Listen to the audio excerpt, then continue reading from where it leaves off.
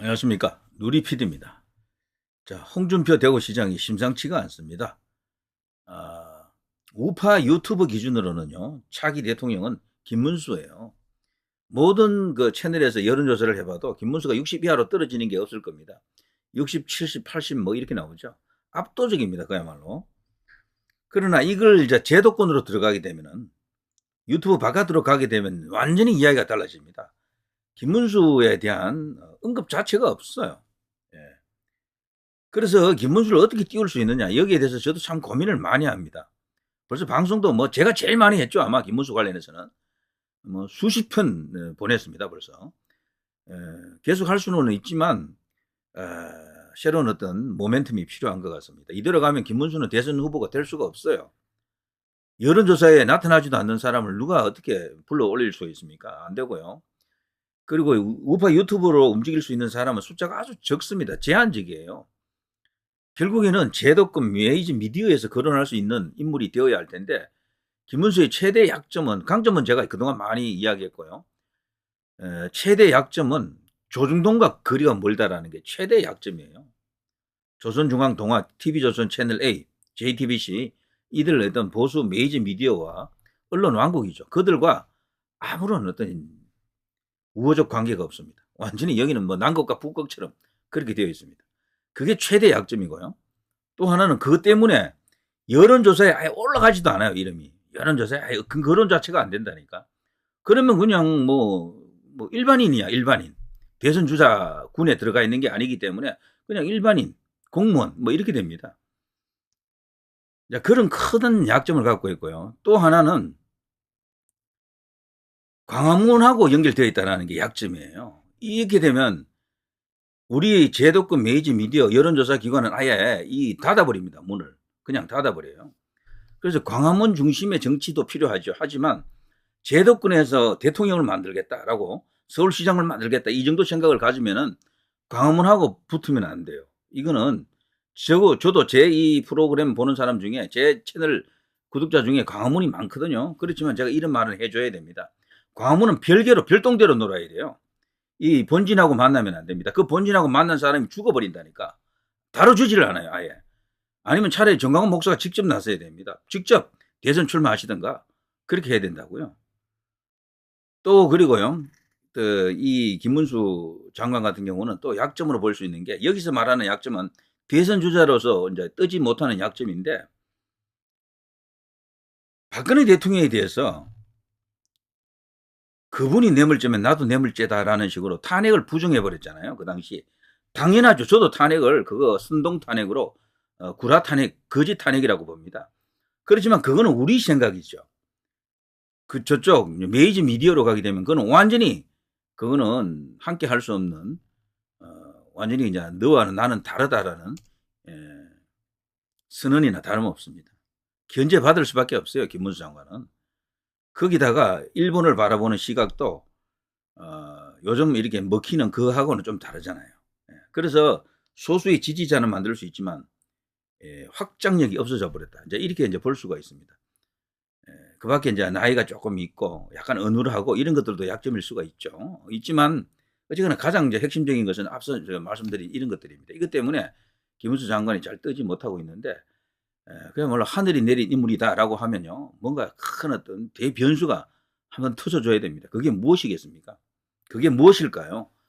이번엔 탄핵 사태가 모르겠습니다. 어떤 변곡점을 만들어낼는지 한번 지켜보고 있습니다. 아무도 모릅니다. 어떤 일이 생길지는.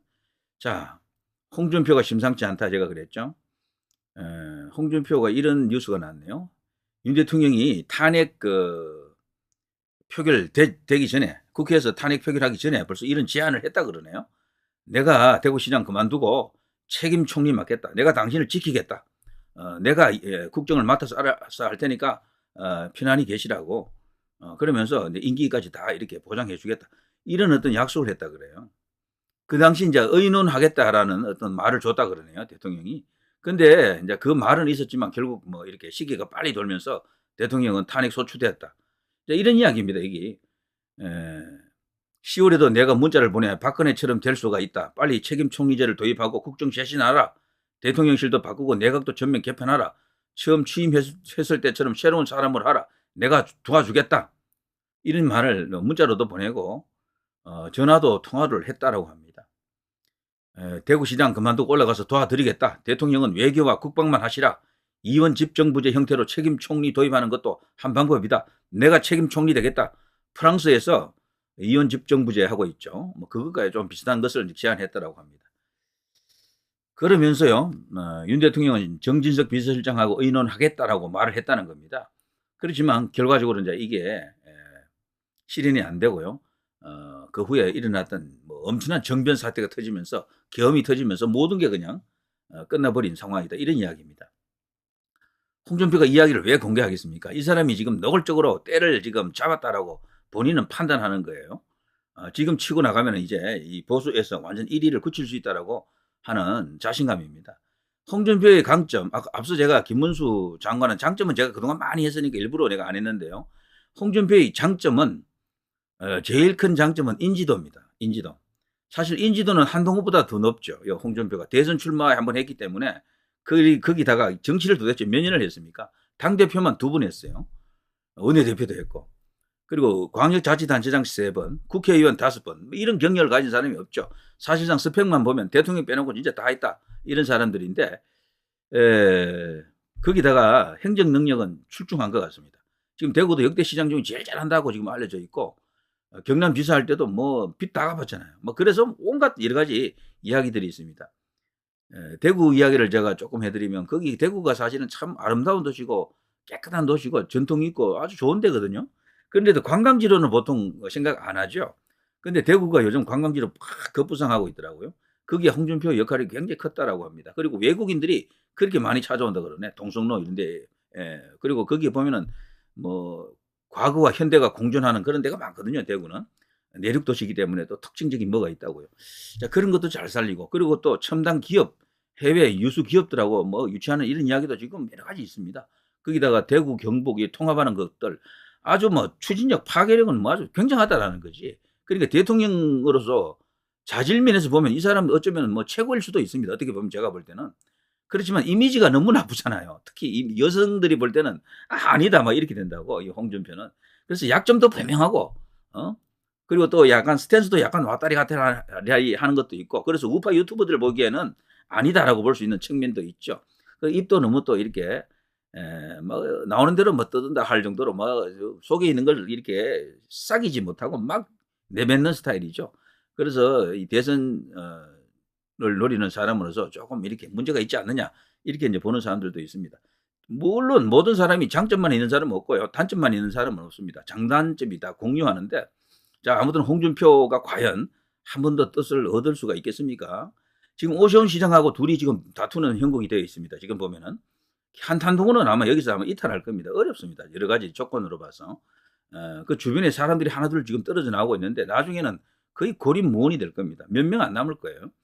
근데 홍준표는 항상 주변에 사람이 없습니다. 약점이 또 그건데요. 도쿠다이잖아요. 도쿠다이.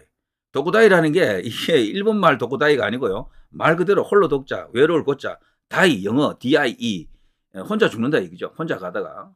그런 의미로서 도쿠다이인데, 과연 이번에는 이 주변에 사람들이 과연 꼬일 것인가? 국회의원들이 꼬일 것인가? 지난번 대선 때도요, 윤석열 대통령 주변으로 거의 다 가버렸잖아요.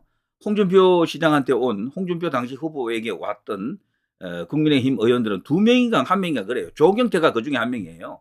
2명으로 제가 알고 있습니다. 2명. 그런데 그 정도로 사람이 없더라고. 소위 이제 인복이 없다? 아니면 사람 관리를 안 한다라고 볼 수 있겠죠.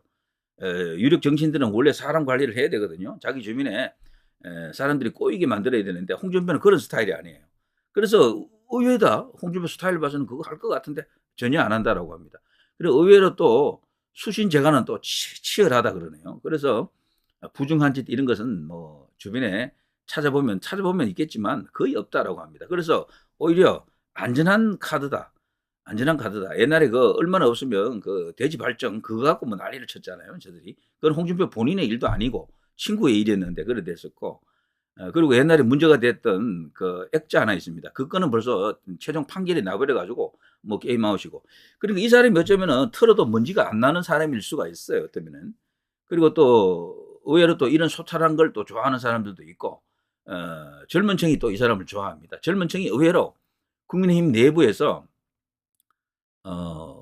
그래서 제가 볼 때 홍준표가 제일 인기 있는 것 같아요. 지금 현재로 보더라도 젊은 층 기준. 이준석을 빼면은 이준석은 지금 뭐 국민의힘이 아니니까 홍준표가 어쨌거나 젊은 층 2030 MZ들 지지율은 홍준표가 그나마도 제일 높은 것 같고 다만 중립 중도층은 모르겠습니다. 최고라고 하기는 좀 애매한데 오세훈, 유승민 그리고 뭐 그들과 견주는 다투는 상황이다 이렇게 보여집니다. 자, 아무튼 이 홍준표가 이대로 가면은 진짜 무슨 역할을 할지도 몰라요. 그 전에 이런 말이 있었습니다. 용산에서 진짜 미는 사람은 홍준표다 이런 말이 있었고요. 김건희 여사는 오세훈, 윤석열 대통령은 홍준표 이런 말이 떠돌아왔습니다. 이거 못 들었습니까? 저는 그걸 여러 번 들었고요. 실제 이제 그런 시도가 없지 않아 있었다라는 그런 이야기도 있습니다. 홍준표의 문제는 제가 볼 때는 다른 건 둘째치고 주변에 과연 국회의원 한 20, 30명을 모을 수 있느냐 이겁니다. 그거 하면 이 사람은 진짜 날개 답니다. 지금까지 한 번도 그런 상태로 선거를 치러보지 않았기 때문에 혼자 그게 뭐 혀를 단신으로 이제 치르는 스타일이라서 어떨런지 한번 지켜보고요. 근데 지금 물 만난 고기가 된 게 이 지지율 보십시오. 탄핵 사태 최대 수혜자가 홍준표가 되고 있습니다. 최근에 나온 미디어 토마토 여론조사를 보게 되면은 보수층에서 국민의힘 지지층에서 한동훈에서 홍준표로 넘어가고 있는 게 보입니다. 오세훈으로도 상당히 많이 갔고요. 보수층에서는 홍준표가 1위입니다. 20.9. 국민의힘 지지층에서는 한동훈과 거의 비슷하죠. 2위인데 거의 차이가 없습니다. 한동훈, 홍준표, 오세훈이 3명이 다 비슷하잖아요. 그러니까 빅3 대결처럼 되고 있습니다. 모든 언론은 여기에 아마 초점 맞출 겁니다. 3명의 대결로. 이 자리에 김문수가 파고들 여지가 있을까? 황교안이 들어갈 자리가 있을까? 이걸 생각하게 되면은 원희룡이 들어갈 자리가 있을까? 이렇게 생각하게 되면은요, 쉽지 않습니다. 깝깝할 거예요. 그래서 김문수 같은 분이 여기에 들어가자면은 진짜 하늘이 뭔가 벼락을 한번 쳐야 됩니다. 그리고 황교안 같은 경우도 지금 때가 오긴 했는데 부정선거 이슈로 모든 판을 다 뒤엎어야 돼요. 그래야 황교안이 뜰 수가 있습니다. 그런데 지금 봐서 부정선거 거론하는 사람들이 많지 않고 심지어는 우파 유튜버도 잠시 이야기하다가 또 안 하더라고. 부정선거 이야기를 전혀 안 해. 뭐 그리고 제도권 언론은 전혀 안 해. 정치권에서는 부정선거 이야기도 안 해. 자, 이런 식이 되면 참 또 갈 길이 멀습니다. 영원합니다. 자, 그런 속에서 홍준표가 본격적으로 시동을 걸은 것 같습니다. 어떤 선택을 하든 그리고 어떤 결과를 예상하든 이 사람은 무조건 조기 대선이 만약에 열린다 그러면 바로 대구시장 접고 나올 사람이죠. 이 사람은. 현재로서는요. 오세훈에게 이길 것 같아요. 오세훈에게 이긴다라는 것은 후보가 될 가능성이 크다라는 것을 이야기합니다. 제가 이거는요. 누구 편을 드는 게 아니에요. 이 시간은. 논평을 할 때 제가 두 가지가 있습니다. 응원하는 논평이 있고요. 또 하나는 분석하는 게 있습니다. 지금은 약간 분석에 가깝습니다. 분석은 제가 비교적 그래도 객관적으로 하려고 노력합니다. 자, 홍준표에 대한 호언은 전 사실 원래부터 없었습니다. 싫어하는 그런 게 아니고 있는 그대로 봐주는 겁니다. 그러나 저는 김문수를 최고의 카드로 봅니다. 시대 정신은 김문수에게 가 있는데 띄울 방법이 없는 거야 지금. 띄울 방법이. 우리 같은 유튜브가 뭐 매일같이 이야기를 해도 그게 이제 통한다라고 생각하기 어렵고요. 그리고 김문수 제가 앞서 말씀드린 그런 약점이 있다 그랬죠. 그거를 극복할 수 있는 대안을 찾아야 됩니다. 조선일보, 중앙일보, 동아일보, 조정동 같은 이런 보수 세력과 보수 언론과 보수 미디어와 척을 지고 있다. 박근혜 대통령을 통해서 큰 세를 얻을 수 있는 어떤 그 기화점은 있는데 그게 지금도 죽어 있다. 그 밖에 광화문과 연결되어 있다라는 그 이미지가 너무 강해서 태극기 이미지가 너무 강해서 그게 오히려 약점이 되고 있다. 이런 거죠. 소수의 아주 열렬한 팬은 있지만 그걸로는 확장이 안 된다. 이런 이야기들입니다. 자, 이런 이야기는 제가 가끔씩 한 번씩 해드리겠습니다. 누리 PD 김준혜였습니다.